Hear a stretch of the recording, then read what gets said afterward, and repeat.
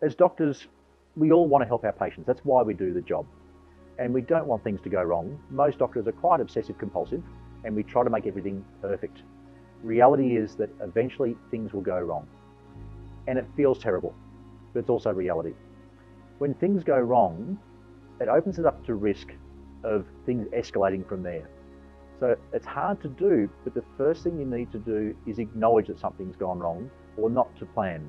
So simple things like bleeding, infections, sutures breaking will happen, and you need to acknowledge that. The best way I describe that is you say to the patient, I'm sorry you've had to have this experience. I'm sorry this has happened to you.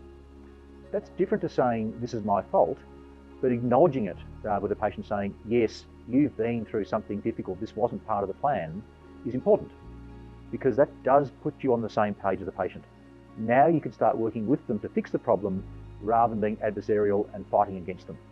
One of the biggest issues medico-legally is you've got to get the person on the same side as you. If you're fighting the person, things will tend to escalate. So yes, things will go wrong, and saying sorry is a very important first step in addressing those issues. I think a very important issue in terms of medico-legal liability is having appropriate qualifications and skills for doing what you're doing, and also working in appropriate environments to do what you should be doing. So there probably are some skin procedures which shouldn't be done in a primary care or general practice setting.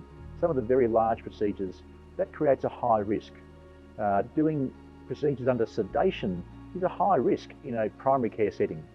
So if you want to do that type of skin cancer surgery, and I'm not saying you shouldn't, it's fun to do, look at the idea of the environment you're doing that work in.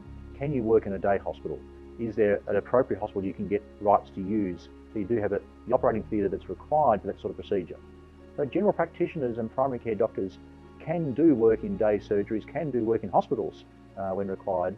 Make sure you have the right facilities to work in for the sorts of procedures you want to do, especially if you'd like to do more advanced and more technically difficult procedures.